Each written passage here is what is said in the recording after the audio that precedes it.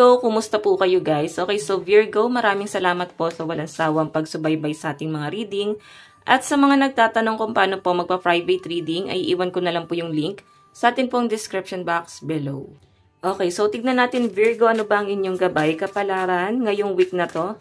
Virgo, Sun, Moon, Rising, and Venus sign. So ayan Virgo, maganda pa rin na alamin mo ang inyong Sun, Moon, Rising, and Venus sign para sa iba pang guidance, no? Baka makaresonate din po kayo sa iba nyo pang zodiac sign. So, tingnan natin. Pasensya na po sa ingay ng mga sakyan. Malapit kami sa daan. So, tingnan natin. Virgo, Sun, Moon, Rising, and Venus sign, meron tayong Moon. Grabe naman yung mga sakyan na yan. Okay. Meron po tayong eel. Di ba parang lumalabas lang sila sa dagat pagka may nangyayari, no? Or mangyayaring sakuna. Virgo. Okay, meron tayong cauldron. Okay, so Virgo. Actually, parang merong pagtatakip, no? May pinagtatakpan, may nililihim, or pwedeng may tinatago. Okay, or kung ano man to guys, maring parang kasinungalingan siya, napilit tinatago, no? So, ang eel kasi guys, pag may, di ba, lumalabas lang siya pag may sakuna. Correct me if I'm wrong. Kasi napapanood ko sa balita, pag lumabas daw siya sa dagat, ibig sabihin may bagyo or pwedeng problema. So, I think may paparating dito. Maaring meron kang magagawang problema na maaring itatago mo or pwedeng nangyari na guys na maaring inilihim mo. Pwedeng nahihirapan ka or natatakot ka kung paano mo sasabihin, paano mo haharapin yung problema. Okay, kasi ang ginagawa mo dito, Virgo, pilit mong pinagtatakpan. So, meron tayong cauldron. Ayan, mag-manifest ka. Mag-salt bath ka. I-release mo lahat ng mga negative, guys. No? Baka kailangan mo ng manifestation. Kung ano man to mga problema. Or pwedeng hindi mo man to, guys, problema. Pwedeng ikaw yung nai-stress. Kasi ikaw yung namumroblema dito. Ikaw yung nag-iisip. Ikaw yung naka-charge, no? Kumbaga, ikaw yung nagtatakip kasi. Or pwedeng ikaw yung may alam ng lahat, guys. Pilit mong pinagtatakpan sa pinapakita sa akin. Titignan pa natin guys, ano pa ang ipapakita sa inyo.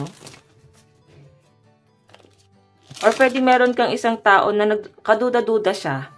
Okay, nararamdaman mo na siya, parang piling mo may tinatago sa inyo. Okay, may mga hinala ka na dito. Tignan pa natin guys.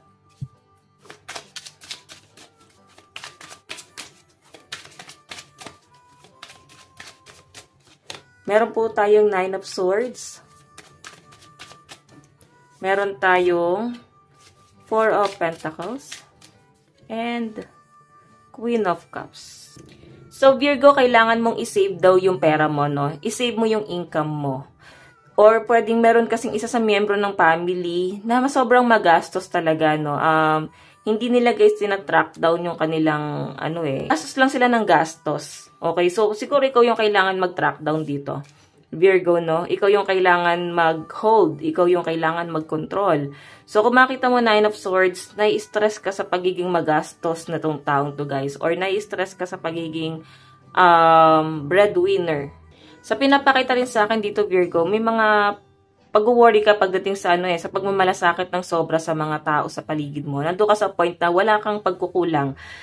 Sobra-sobra pa nga yung ginagawa mo. Yun nga lang guys, Nine of Swords. Sa pinapakita sa akin, stress para sa'yo itong taong to. So, kailangan mo siyang i-release, Virgo. Kailangan mo siyang ialis sa buhay mo. Kasi pwedeng gulo yung dinudulot niya. Yung iba nga lang sa inyo guys, pwedeng hindi mo kayang i-let go. No, hindi mo kayang i-let go kasi pwedeng nangihinayang ka. Okay? Pwedeng hindi mo kayang i-let go kasi pwedeng lumiit na yung mundo mo. Or kung hindi man nangihinayang, isa kasi siya sa membro ng family. Pwede rin guys na anak mo pala, kapamilya, kamag-anak, na para bang titiisin mo na lang guys itong toxic na nangyayari na to guys. So yung iba sa inyo guys, ayan, maaaring may conflict about money, nararamdaman mo na para bang lumiit yung sustento. Pwede may nagpapadala sa inyo. Yun nga lang guys, parang kanya-kanya na kayong lumalaban dito. Hindi na guys gano'n nagpo-provide yung ini-expect mo, no? Yung provider mo. So, tignan pa natin ano pang ipapakita. Ayan. Kung ikaw yung nakadepende sa kanya, kung ikaw yung ginagastosan niya, so nakikita mo na parang may pagbabagong nangyayari. Pero kung ikaw yung nagbibigay sa kanya ng pera, guys, parang napaka-ungrateful ng taong yan, guys. Hindi niya, guys, na-appreciate yung mga binibigay mo. So, tignan pa natin. Ano po itong moon? Meron tayong the star. Meron tayong, ayan, Ten of Swords. And meron tayong Knight of Pentacles. So, yung moon, guys, sa pinapakita sa akin dito, parang hindi mo na siguro kayang pagtakpan pa. Okay? Nahihirapan ka na actually. Nahihirapan ka na pagdating sa pagtatrabaho. Nahihirapan ka na sa pag-iintindi sa mga gastusin. Tapos nararamdaman mo, Virgo, na walang tumutulong sa'yo. Nararamdaman mo na para bang napakagastos pa nila. Ikaw yung nagpapakahirap kumita ng pera. Pinababayaan mo yung para sa'yo. Alam mo yun, yung para bang hindi mo nabibili yung gusto mo kasi isusubo mo, ibibigay mo na lang sa kanila, guys. Ganun yung pinapakita sa aking energy. So, ayan, nakikita ko yung hirap mo, ibinibigay mo pa doon. Okay? Mari yung pagtatakip na to, guys. Yung moon kasi, guys, parang secret or pagsisinungaling. So, I think meron kang pinagtatakpan para lang hindi nila makita yung problema mo. Okay? So, bakit ganun, Virgo, diba? Tignan natin, ano tong eel?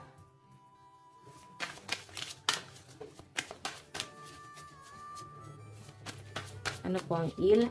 Meron tayong 6 of Pentacles. Meron tayong Ace of Pentacles. And 5 of Pentacles. Wow! Kung makikita nyo, guys, may guluman na paparating, no? Sabihin na natin, pagkatapos ng unos, parang, alam mo yun? Ingay naman nun. Okay, so guys, alam mo yung, ayan, pasensya na kayo sa ingay ng sasakyan kanina, no? Alam niyo parang, after ng kaguluhan, problema, disappointment, sa dami ng nangyaring hindi maganda para sa inyo, guys.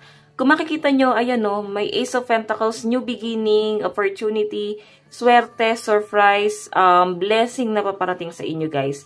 And may proposal pa, oh. Sabihin, ito ay parang celebration, no? Kailangan mo i-celebrate yung buhay mo. I-celebrate mo yung success mo, no? I think nakikita ko dito na makukuha mo yung para bang nag-uumapaw na swerte. Kaya nga, guys, parang na-share mo pa siya sa ibang tao. Sa dami ng ma-achieve mo, no? Napakaganda niyan, guys. Napakaganda ng pera mo ngayong week na to. Kahit na napakadaming problema. Kahit na napakadaming problema na nangyari. Okay? So, titignan pa natin, guys. Ano naman tong kuldron? Ayan. Ano naman tong kuldron?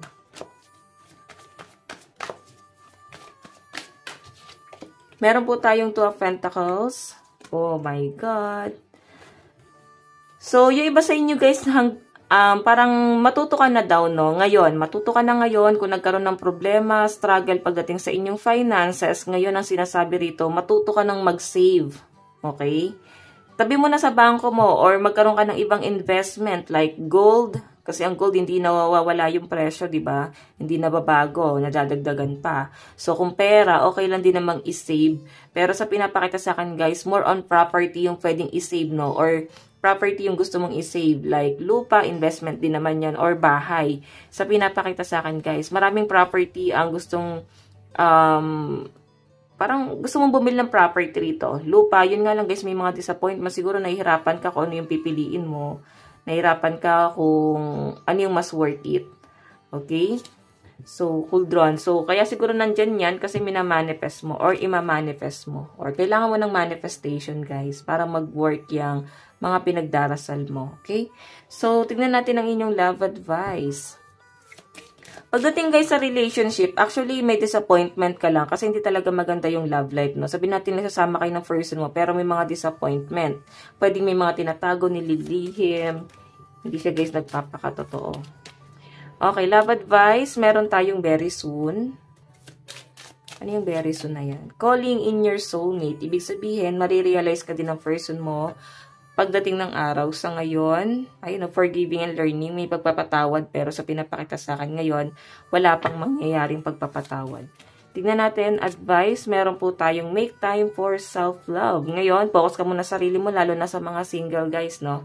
Okay, so Virgo, ito lang naman po ang inyong reading. Hanggang sa muli, God bless and love you all. Thank you.